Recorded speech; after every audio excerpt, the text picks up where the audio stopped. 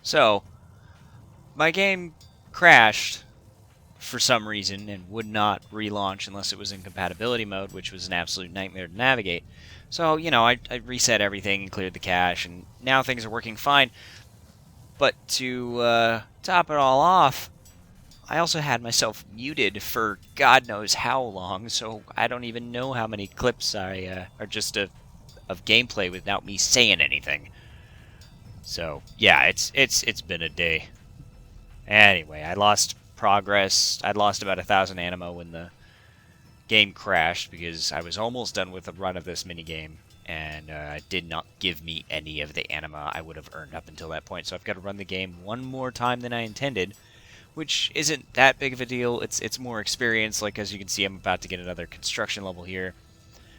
But I did want to get this out of the way so I could get back to editing, and so it's just going to take a little bit longer. And there's 10 construction, just 10 levels to go before I can get my house. And there's 49 firemaking. Again, nothing special, but I just like to record firemaking levels. Alright, just one more run and I can get that lamp. Hopefully nothing else goes wrong today. And there's 35 divination. And 21 agility coming in. Doesn't do much for me, except for I think I have access to a shortcut in the Calphite King's lair. Not something I don't see myself using, but you never know. And there is 14 dungeoneering. And we are coming in on a pretty big milestone for the account. The first level 50 skill, 50 firemaking. Of course it is. And there is 35 woodcutting. That means I can cut the one teak tree out in the desert. I'm not 100% sure how much use I'm going to get out of that yet, but it should help bridge the gap to 50. Okay, finally, after all of the hiccups with the recording and the muting myself and the client crashing, we finally have the 3rd out of 8 lamps. Let's go ahead and slap this into smithing and get that much needed hit of dopamine. Please, yes, 9 smithing, another 3 levels down. Just 11 more to go. Another day, another reward lamp. Hey, there's 7 farming. Right on. And there is 11 construction, 9 more levels to go, and I can go ahead and get my house. And 15 dungeoneering. I can now access more stuff I can't actually get to. I think I need 50 for something later on. That's gonna be a real fun grind.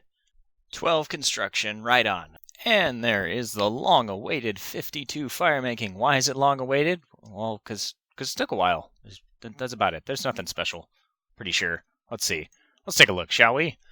First Resort can't do that. Dorgian Light Bulbs can't do that. Arctic Pine Pyre Ships definitely cannot do that. So yeah, very, very exciting. And suddenly 8 farming. Right on. God damn it, I had a bit of a run of bad luck, and look at this, 999 out of 1,000 anima. I didn't even know that was possible. And there we go, 13 construction coming along. And there we are, another day, another smithing lamp. Let's see, where are we at here? 11 smithing, and officially halfway there. 4 more lamps to go, and I can finally train the skill as it was intended. So with only 2 easy desert tasks left, there are 3 quests I need to complete to do those, and the first one on the list is 1 piercing note. When this quest came out, Jagex was extremely proud of the voiceover work and musical work that was done for the quest, so I'm gonna try and pay respect to that and not really talk over any of it. Alright, let's get this quest started. Wow, It's 8 years old already. So the abbess has called me here because one of the sisters has been brutally murdered. She is so far the only one who has seen it and has hidden the body to keep the rest of the abbey from falling into panic. She wants me to investigate to figure out what's going on because she's certain the killer's still hanging around. So this poor sister has had the front of her face bludgeoned in, the skin of her face shaved clean off, the back of her head with blunt force trauma, 3 stab wounds like Wolverine straight through her chest, and the multiple toes have been cut off. It looked like somebody took a pair of scissors to her feet. It's just ridiculous. Well, I'm an idiot. I just realized I've been recording with game sounds off. God, that's always something. Damn it.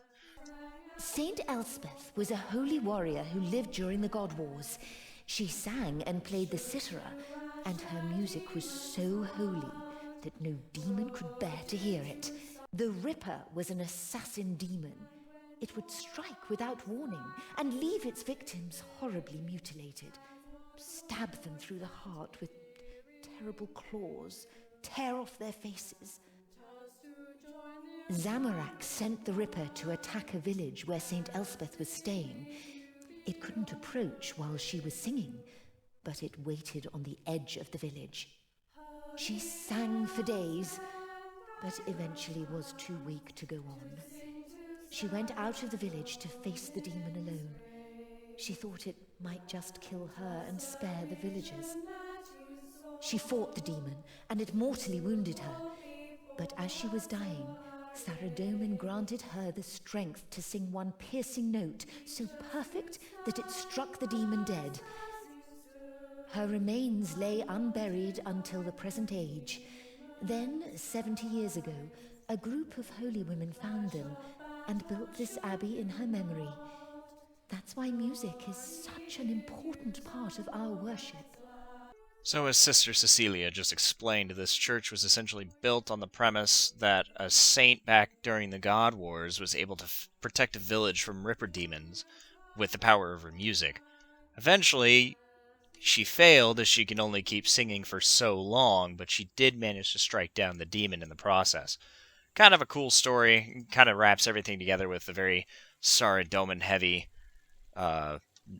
notes in a place built in the desert. Hello? Sister Katharina, is that you? No, not quite. Right, I'm done. So the lead troubadour outside the Citharade knew Anna before she died and had come to visit to pay respects to her death. I unfortunately had to inform him that she was murdered, so he's trying to help, but we'll see if that really amounts to anything. You've got to protect us! The demon is back! Oh no. What's happening here? Oh, great Saradomin! Sister Eleanor! Oh man, that sucks. Wow, she got royally fucked up. I saw it, Abbess! It was the demon! It was the Ripper! Sister Cecilia, go back to the oratory. Get yourself cleaned up. Adventurer, there's no point in my trying to keep this from the sisters anymore. I'll let them know what's happening. I already told half of them. Please, Adventurer. Investigate Sister Eleanor's murder, then talk to me in my study. Ah, so Valeria wasn't Sister Anna's lover, it was Sister Elena's lover. My bad. Sister Cecilia doesn't look so good. We're all going to die. It's going to kill us all. There's no escape. Suspicions confirmed? Alright, so the abbess was worried about there being a panic if the story of the murder got out, and, well, now with 2 of them dead, it really has hit that point. So she wants to bring all the sisters inside, and Katharina is out there having a blast, so I gotta go get her. Won't you dance with me first? I really think you should go inside. Okay, fine. Oh boy, look at him go. That's yeah, I don't know what this is. It's either embarrassing or impressive, or both, or neither. Alrighty, homeward bound. Oh. That's not... Oh, shit. Ooh. I liked her.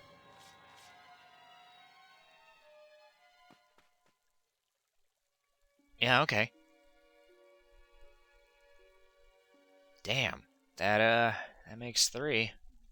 So this person dressed up as a Ripper Demon seems to have a foot fetish.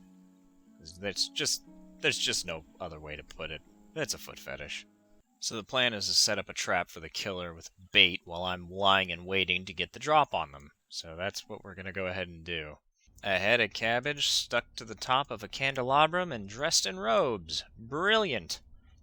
Alright, here we go. Let's hope for the best.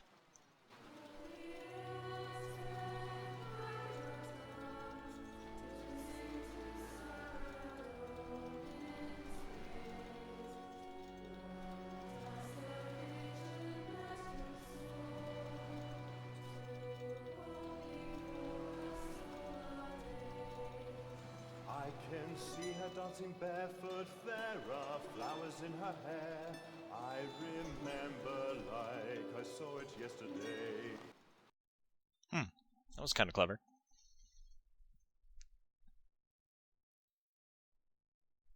You didn't actually fall for that, did you? Oh, you did. Get him. Get him! Oh, so you do have a face. Her death will be on your hands. Look at her face. She's absolutely deranged. So it turns out I was dead wrong. It was Sister Anna the whole time. I should have seen that coming, really. So she targeted them specifically for their love of dance, which is something that isn't allowed in this abbey. They weren't worthy to be in this abbey. Saint Elspeth commanded me to remove them. Absolute lunatic. So I just rigged the bell to ring here in any minute. There we go. She did nothing wrong. I have not been the voice of Saint Elspeth. I have been the hand of the Ripper. Now you get it. Then give me a moment to pray before you take me from here. Almighty Yeah, fair enough. Saradomin, creator and ruler of the world. That's a lie. Have mercy upon me, for I have sinned against thee with my thoughts, with my voice, and with my hands. You don't honestly think Saradomin created Gillinor, do you? As the voice of Saint Elspeth struck dead the demon, may it strike dead the evil in my heart. And may the harmony of the saints drown out the discord of my sin. I hear it. The holy choir. I am forgiven. Oh, that's nice. Lights of Icene, lift me up. Saradomin, guide my soul to light. Don't wait. Nope. Oh boy. So they're giving me the choice to tell them who killed everybody. And of course I can either tell them it was Sister Anna, which is the truth, or that it was the Ripper Demon. I don't believe in lying to people to make them feel better, so it was definitely Sister Anna. What? And that is one piercing note complete. I wish I recorded more of the plot that was going on, but it was kind of hard to jump in and out with the voiceovers, honestly enough, and keep a coherent story without me just sitting in silence for too long. So I apologize for people who wanted to know more about what was going on. I tried to synopsize as I went as much as I could, but you're always welcome to play the quest yourself. It's really fun to listen to. It's very pretty, and of course it's in a moderately new area, so the graphics look nice and the cutscenes are well done, and the story isn't bad. The gameplay is mainly just like murder mystery, running around looking for clues. Nothing groundbreaking, but it's worth doing, and it's a pretty quick quest in the end, so I strongly suggest it. And you get this full set of Citherade robes for completing the quest, which offer an obscene amount of prayer points. And if you rest at a musician, you will recharge your prayer at the same time. Not something I can actually remember ever using, but it's kind of nice. And the robes look pretty nice. Total opposite of the death cultist stuff I've been wearing so far. And the whole point of doing this entire quest was just so I could do this. Yeah. That was it. That's all I needed it for. Oh, hey, I got 16 prayer from the 250 experience prayer lamp that the quest gives you. Right on. Alright, it is finally time to unlock the city of Menaphos. I think I've mentioned it at least once in every episode in this series. So it's about time we actually visit it, don't you think?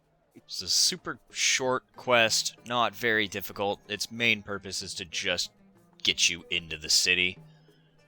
And we're gonna get started. So the basic premise is that despite the high tensions between the city of Akarid and the city of Menaphos, Kingdom of Menaphos, whatever you want to call it, they are looking for an emissary. So I need to head out there with our good Grand Vizier Hassan here, and I do believe Osman the Spy Master. So oddly enough, despite the fact that Menaphos is like one of the biggest and richest cities in the desert, it's also one of the youngest, being one of the only cities that wasn't here before the Carid was turned into a desert, because this actually used to be a giant forest. I could go into detail how all that happened, but I'm just not really going to dive into it. If you want, you can look it up. So their idea of traveling in style is literally riding on flying carpets above the entire desert. How cool is that? Look at this guy. He looks like a professional.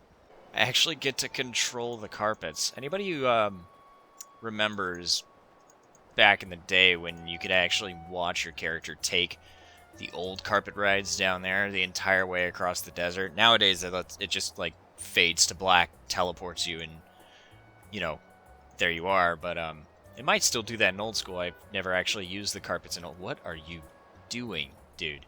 It's this kind of reminds me of that. It'd be cool if the, carpet teleports were, like this. Maybe not so high up. I don't think that's necessary, but, yeah. This is pretty cool. You get such a nice view of the whole desert from up here, and just how big and open it is. Not many places in the game are like that. They're all very cramped with new pieces of content 5 feet away from each other. It kind of feels like a theme park. But the desert still kind of has that air of big open world to it, and I like that. And if I'm not mistaken, yes, we get a nice little introductory cutscene to my new home away from home. Probably going to be spending a lot of time in this city because there's a lot of experience to be gained here, if you know what I'm talking about.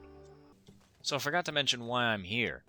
They want help with this notorious bandit named the Jack of Spades, and I'm guessing they expect me to be able to deal with him.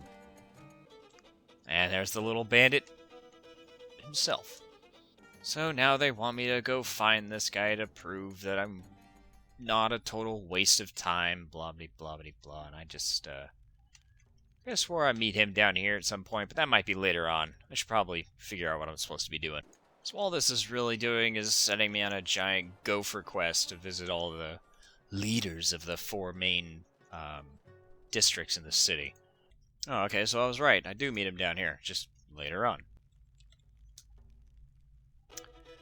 God damn it. Of course, it was Ozan in disguise, being a dick, for no apparent reason. He's actually here for a pretty decent reason. He's trying to track down Amiskid, who, if you remember, got a hold of the Karid Ib from us in the previous desert quests I was doing with him. So, I mean, he's not entirely useless, I guess. And just like that, quest complete. I now have full access to the city of Menaphos. What am I going to do with all that? Well, I do still have one last task to complete, which is actually locked behind one more quest. I just needed this city to get the quest requirements. Oh wow, I just got 2 construction levels, 2 dungeoneering levels, an agility level, and a thieving level. Not in that order. So, right on. And before I get started with that, with this Menaphos lodestone activated, I can now teleport here from wherever I want, so I don't have to trek across the entire desert every time I want to get here. So you may be asking yourself, okay, why exactly did he have to go to Menaphos? Well, the last task requires 14 runecrafting to be able to complete, and I have 1 runecrafting, as you can see here, and I can't train that skill traditionally until I get at least 14 runecrafting. And the way I'm going to be able to pull that off is through a random event that happens in the city called the Soul Obelisk. These things will spawn up in one of 4 places within the city. It might be 5, and I'm pretty sure it's 4. Regardless, and interacting with it will give me runecrafting experience, and that is how I'm going to get the 14 runecrafting to make fire runes. But there's one other step to this, and that is, why do you have to complete another quest for this task? Well, I have to complete rune mechanics, or I have to at least start rune mechanics, because to create fire runes, not only do I need 14 runecrafting, I need a fire talisman. And the quickest and easiest way to get a fire talisman is to start that quest. So that's the plan from here on out, for those who are wondering, or those who may be lost. So all I'm really doing now is hopping from world to world, going to each of the 4 places that these obelisks can spawn, and just hoping to find one sooner rather than later. So another random event that will pop up in this city are these little corrupted scarabs. Bursting them will give me cache and slayer experience, which is another skill that I have not been able to touch. So let's get started on that. They do hurt you though, so I gotta be careful that not get myself killed. It'd be a terrible way to lose the account, wouldn't it? And there is the first slayer level of the account. 2 slayer. Right on. Haha, sweet, found one. Now these things hurt a lot, so there's going to be a lot of running back and forth to banks to heal up while I do this.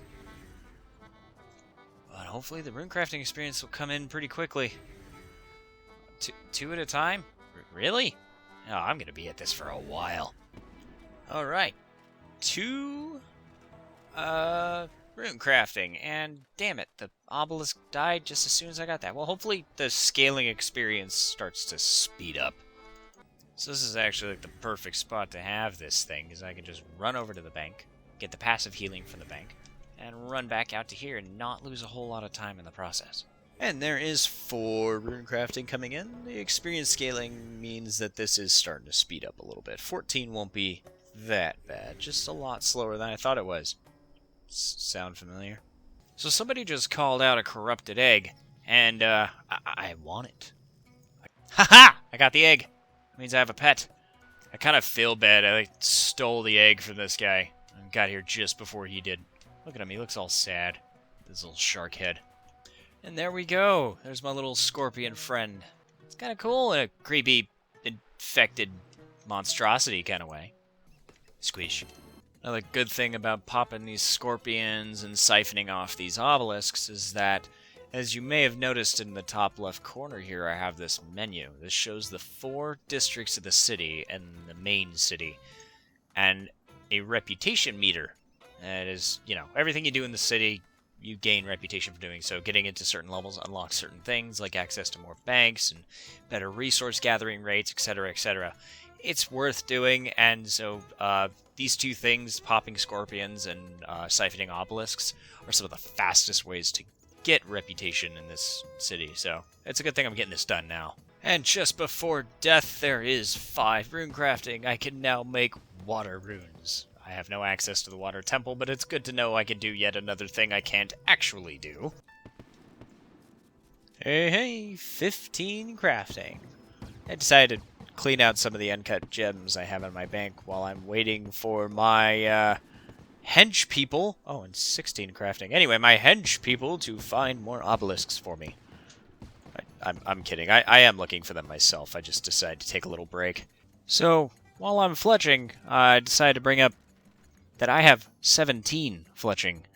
And for the more astute of you out there in the audience, you might remember that you never actually saw me get past 3 fletching. Or 2 fletching, actually. And there's 18 fletching, by the way. This whole recording is a mess. But anyway, I just wanted to point out that I actually did record those other levels and completely botched the entire process and had to throw all the video away, and then just completely forgot to mention it, because it was never really important. So I thought I'd go ahead and bring it up now. I have 18 fletching, and you guys didn't see any of it. And there is 10 runecrafting, just 4 levels to go. And there it is, finally, 14 runecrafting. I can make fire runes. I can stop risking my neck at these damn obelisks. I could go do something else with my life. Alright, so look where I am again, because I don't have rune essence, which I need to make the fire runes to complete the task and get this episode over with. But, yeah, so these guys apparently drop them commonly, and that means one of two things. Either when I was down here last time slicing open some 300 of these things, I either didn't pick it up because I wasn't thinking ahead, which is, you know, my bad, I'm an idiot, or I didn't get what apparently is a common drop. Anyway, I'm going to see if I can't get this pure essence here. I only need at least one of them, and I'll be back when I get it. Aha! I got it! Okay, that didn't take that long. Yeah, just grab everything. Okay, back to the task at hand. Oh. Well. Damn it. Okay, I completely forgot about these two requirements here, 20 runecrafting and 25 construction. I was going to start this quest because the guy hands you a fire talisman right at the beginning, and was going to use that to get into the fire altar and create the runes and finish the task, and then, you know, complete the quest at a later date if I even can complete it. I haven't looked that far into it. But with the 20 runecrafting isn't that difficult to get. Just a little time. It's not like 14 really took very long. An extra 6 levels isn't that big of a deal. 25 construction, however, it's taken weeks to get 15. So it's gonna take a while. I could do that. An alternative is at 36 hunting, I can catch earth implings, and earth implings have a common drop of fire talismans. So that's another option for me. I'm gonna look into it. But for now, I think I'm gonna go ahead and call that episode here. A lot got done, and I did want to get that amulet finished this episode. But that last unexpected hurdle just kind of shot that out of the water. I'm not gonna really be able to pull it off. So I'll save that for the next episode. Alright, if you've made it this far, thank you so much for watching. If you enjoyed what you saw here, please leave a like, leave a comment. I'm always reading the comments. And subscribe if you haven't already. Thank you so much for your time, and I can't wait to see you all in the next episode.